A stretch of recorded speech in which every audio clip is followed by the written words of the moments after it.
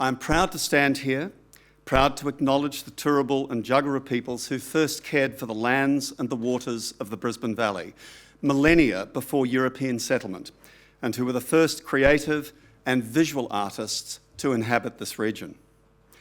I offer recognition to the traditional owners of the land on which we stand and convey my deep respect for their ancient and enduring culture. In the spirit of reconciliation, I will not cease to recognise the contribution made to this place by elders past and present. When I assumed the leadership of one of Australia's largest and most dynamic art museums, I knew I was destined to take on a major challenge, and the past 5 months have more than delivered on that prospect. This really is a great gig. It's the best in the country, and I'm enjoying every single moment of it. 2 weeks prior to my arrival, the 7th Asia Pacific Triennial of Contemporary Art closed, and the gallery's energy levels were palpably high. Attracting 565,000 visitors, the APT's 20th anniversary was an unparalleled success. That success was due in no small part to Sahanya Raphael, who led APT7 and was acting director from July 2012. It was a complex and a testing interregnum. She handled it superbly, and was immensely generous in her handover to me. From that starting point, on the 29th of April, I have felt the momentum increase, but given the strength of exhibitions in place for the balance of the current year, 2013-14, I can assure you there have been highlights and there will be more to come. Looking back, Bruce McLean's My Country was a landmark exhibition that beautifully, unflinchingly and intelligently highlighted the strength and diversity of our contemporary Indigenous Australian collection. The second, Quilts, drawn from the Victoria and Albert Museum, one of the great international decorative arts holdings, attracted over 42,000 highly enthusiastic visitors, and it too was a success for the gallery on so many levels. Looking forward to summer, we have major exhibitions in each building. California Design, living in a modern way from the Los Angeles County Museum of Art in QAG, and Saiguo Chang, falling back to earth and GOMA. California Design slides open the patio door on a designed lifestyle that has echoes in our current love affair with retro, while Falling Back to Earth follows Sai's explosive global trajectory back to ground here in southeast Queensland. In bringing art and people together, a hallmark of this gallery, we should never neglect to acknowledge the past, whether represented through this country's traditional owners, through the agency of our history, or the history of art. We all stand on the shoulders of those who go before us, and particularly in the context of my statement today about our future, I want to recognise and to acknowledge the work done by my immediate past predecessors. Tony Elwood, who was responsible for some of the most successful blockbusters ever staged here, who enabled the Children's Arts Centre to thrive and made the gallery one of the most visited in Australia. Doug Hall, who was committed to exhibition making and collection building, who created the structure and drove the APT into life, and who took on the Herculean task of leading the development of this building. Having spent 11 years here, some 17 years ago, first as an educator, then as a curatorial and collections manager, I returned to a gallery, a city and a state with a much expanded audience for art, thanks to their efforts and thanks to yours. I have taken these first months to reconnect with the arts community, to listen to the board and the staff, to meet with artists and gallerists, sector peers and benefactors, corporate partners, government agencies and Indigenous elders. There have been many conversations, every one of them building on the last. I now feel that I have a good sense of the aspirations that we share and the common pride we feel for this gallery. And with your support, I am ready to set a new course for the Queensland Art Gallery, Gallery of Modern Art. I want to begin by staking out our claim to become the world's leading museum for the contemporary art of Australia Asia and the Pacific. At the forefront of our actions will be a commitment to engaging with art and artists in a way that makes our audience central to everything that we do, to create significant, memorable, and sometimes transformative experiences. We will do this in part through reaffirming our wide arc of responsibilities as a collection-based institution, as a major art museum of international standing that lives through more than its time-bound and transient programs. By collecting, caring for and interpreting works of art, museums create a particular and enduring context for art. Collections enlarge our understanding of art and promote the meaningful connection of art and people through time.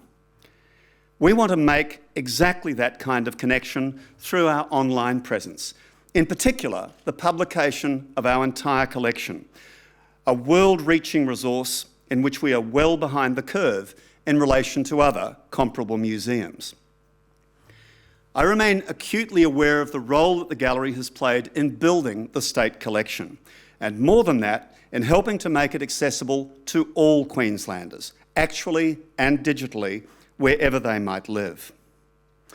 One of the ways in which we will do this is to rethink how we stage collection displays by re-looking at QAG and looking to GOMA. It's more than a simple reordering, it's a commitment to expanding the gallery's footprint.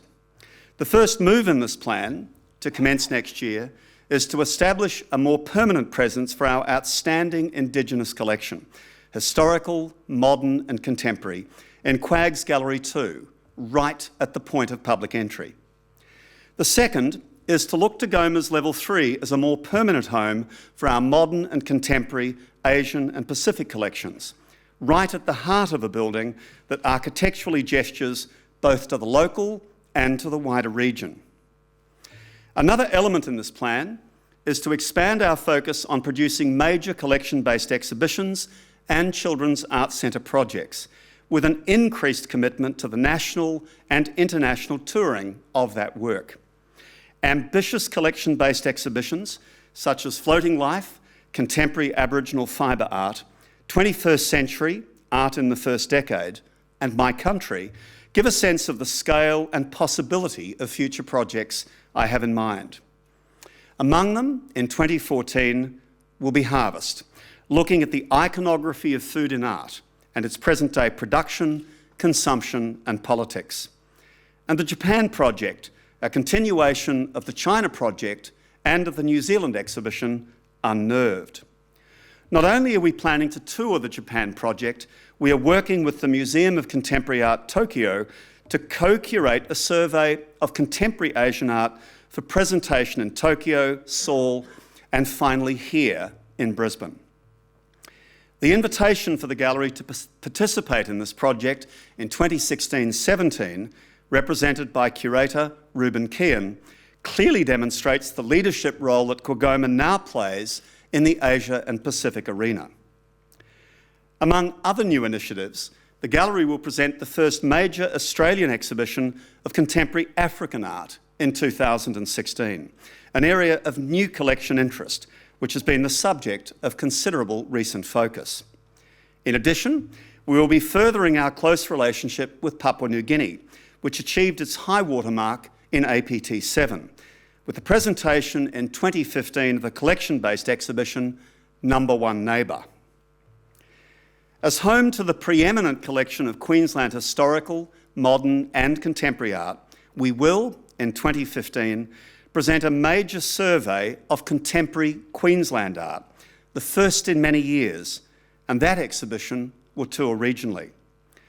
Deliberately untitled at this point, its range will encompass the achievements of Indigenous and non-Indigenous artists alike, amplifying and reflecting back the diversity of cultural and artistic aspirations that define Queensland today.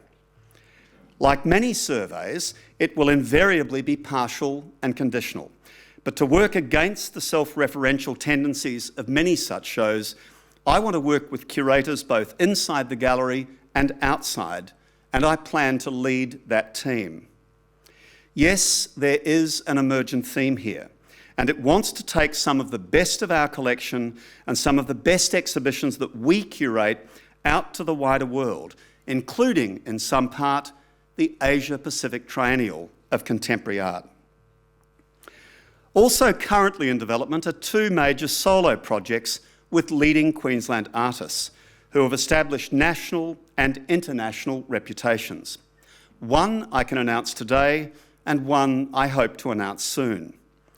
In 2014, we will present a new body of work by Tracy Moffat, curated by Catherine Weir, featuring Moffat's pilot production of an artist interview-based reality TV program, but one far removed from Survivor and MasterChef.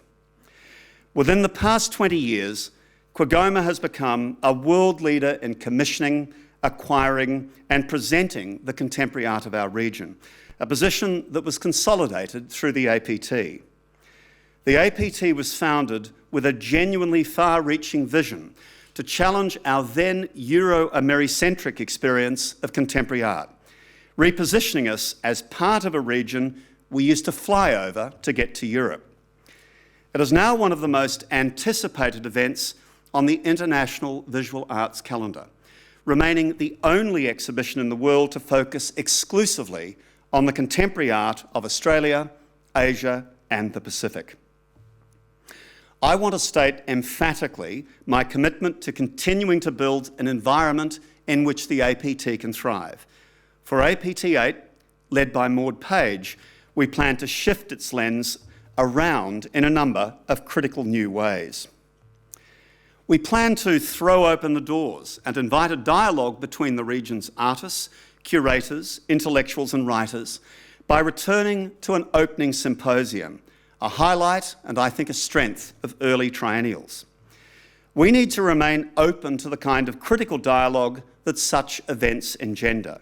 An exhibition is, in the end, a form of argument for art, and those who make them should be prepared to have their cogency tested. I have already initiated discussions with Brisbane's 3 universities in an endeavour to build an even broader base of partnership with the gallery, the Triennial Symposium being but one of its centrepieces.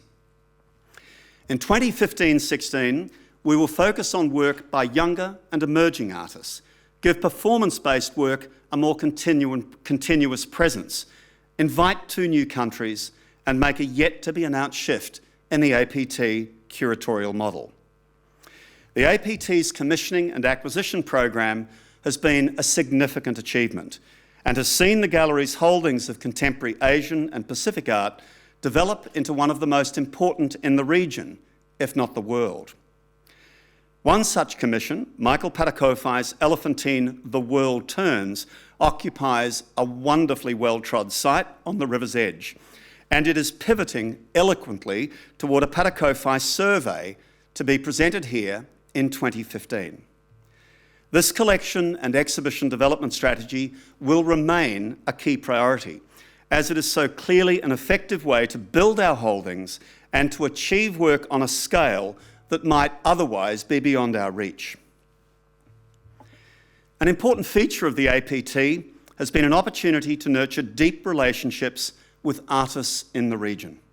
And one of the best examples of this is Saiwo Chang, who, as a young artist, was shown in APT 2 and APT 3. Sai returns to the gallery in November as one of the world's most influential and in-demand artists, with 2 major new commissions that will premiere at GOMA, curated here by Russell Storer. It will be extraordinary.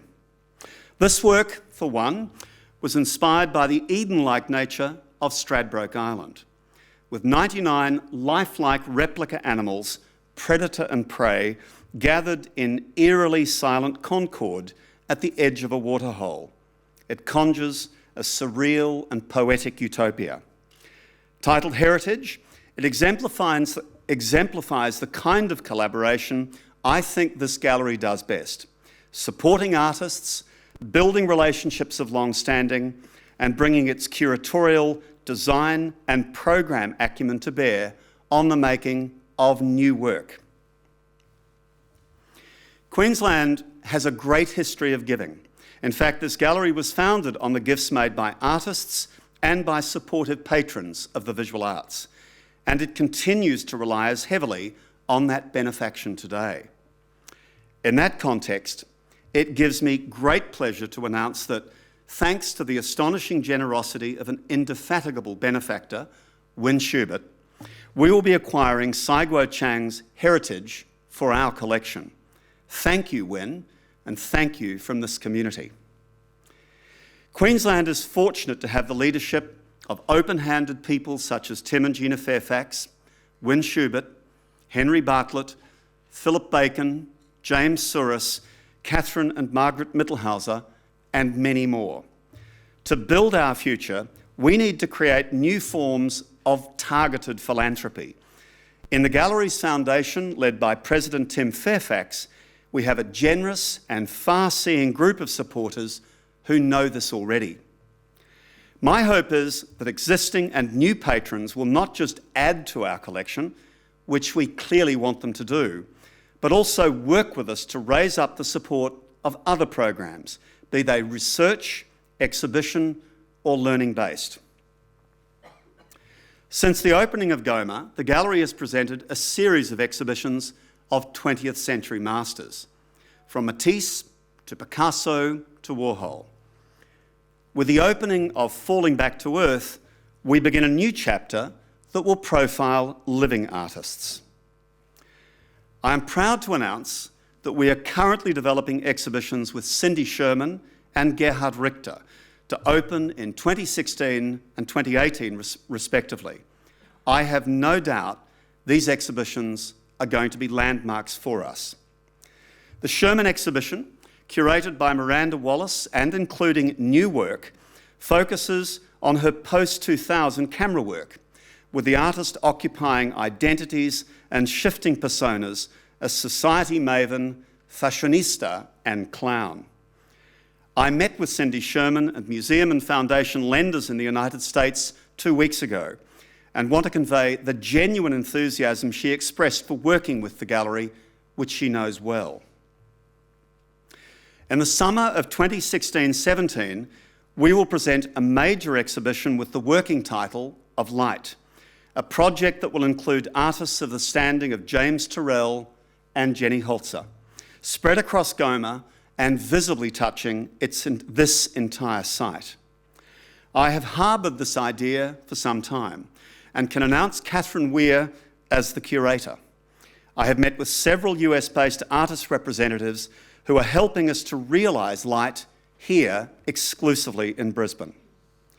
It will be a project that sets in play new and extant works by some of the world's leading contemporary artists, all of them experiential and immersive, exploring the nexus between light, space, and the senses. In 2018, we will present a major exhibition of paintings by Gerhard Richter. His career spans 50 years, and he is one of the greatest living artists. It will be curated by Miranda Wallace with Griffith University's Rosemary Hawker. This will be the first major survey of his work in Australia, produced with his blessing, and will include some 100 works that elaborate his photorealist and abstract paintings, works in which photography often plays a pivotal role. This is the kind of project, researched and curated by this gallery, that I want us to do more of, and I want us to tour Richter to a second Australian venue, with which we have already had an encouraging conversation. Exhibitions like these play important roles. They underscore our commitment to presenting the world's best visual art and artists, utilising our own resources, and they contribute to our state's tourism industry. They help to profile Brisbane, to attract interstate and international visitors, to foster community pride, and to strengthen the local economy, with APT, for example, driving an astonishing economic benefit of $26.8 million. I can assure you we will continue to present exhibitions of the best work from the finest collections around the world and collaborate on projects with the network of museums we have nurtured over many, many years.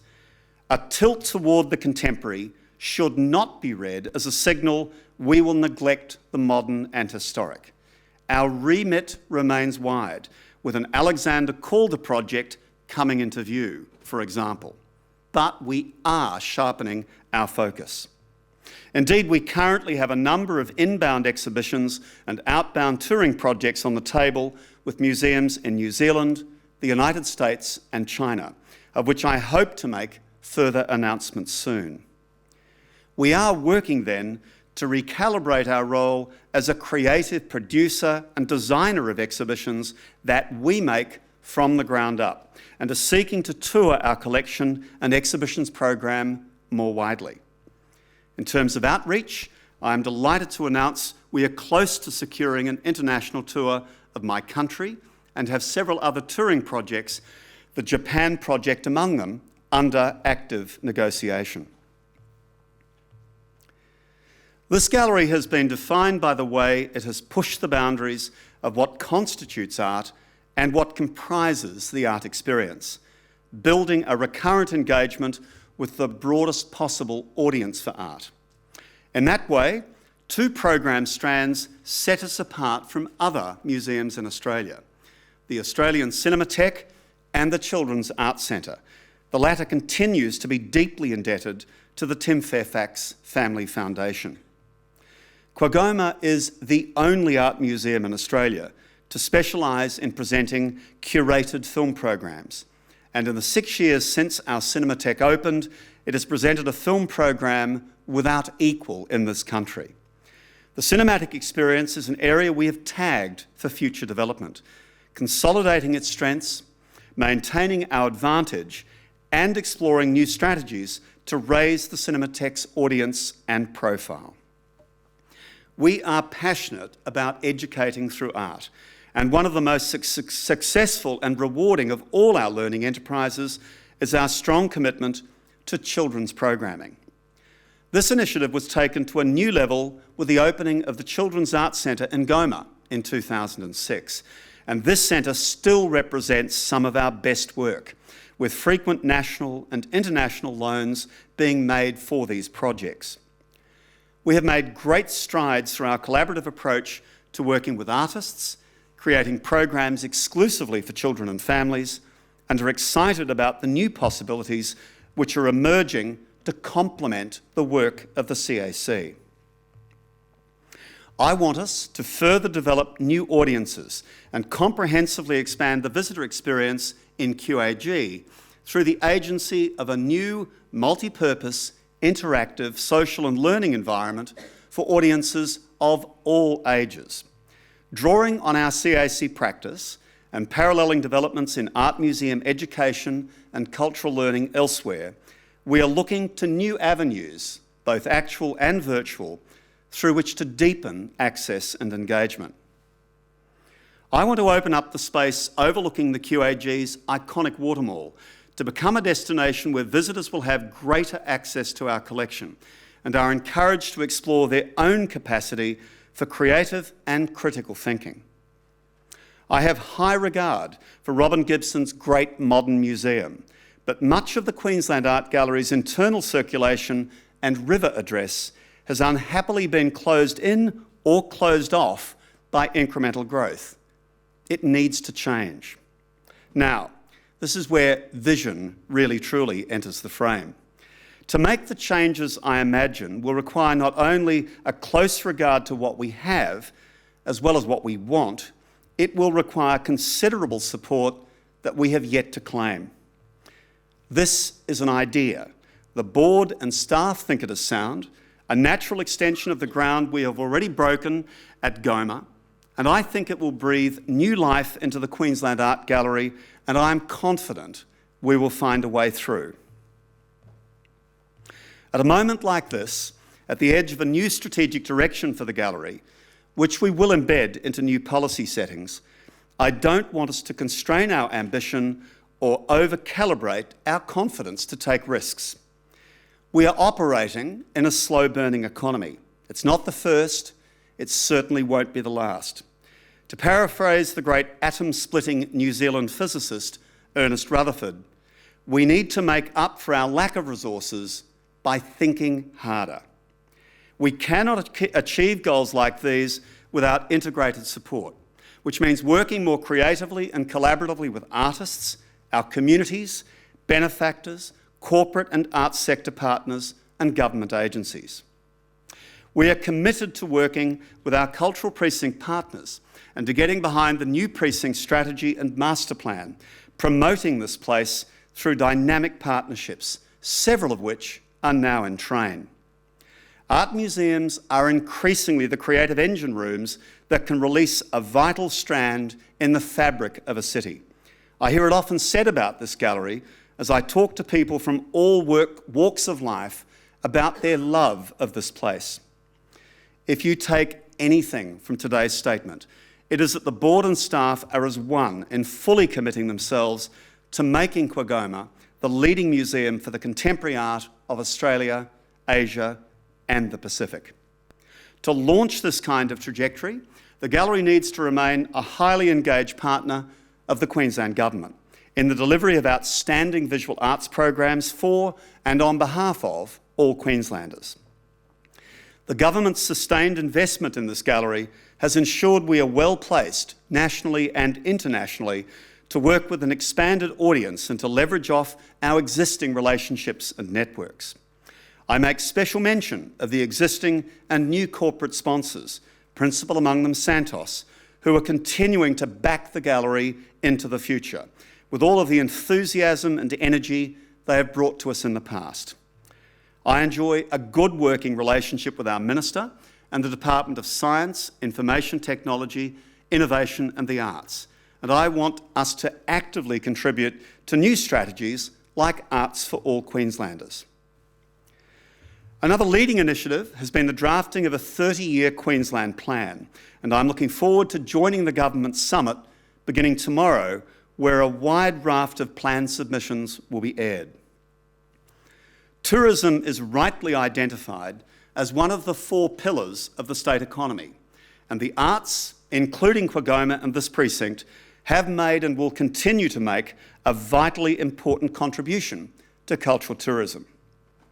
Working even more closely with our tourism and media partners, Brisbane Marketing, Tourism and Events Queensland, I know we can continue to help government reach its tourism goals. I feel fortunate to be appointed to lead an institution of QAGOMA's standing, to have the privilege of working with a committed government, a dedicated board, foundation and executive management team, and an incredibly talented and passionate staff. Since arriving, I've had the support of a highly dedicated executive, comprising Celestine Doyle, Maud Page and Simon Wright. They are in every way bound up in today's announcements, as is the gallery's staff, whose ideas help to shape this vision. More than that, their work of recent years is just as clearly backed by an enthusiastic and involved audience for art. That is why I suspect most of us are here this morning, because simply by being here, we're showing our commitment to this gallery and to its future, a future I'm very proud to propose to you. Thank you.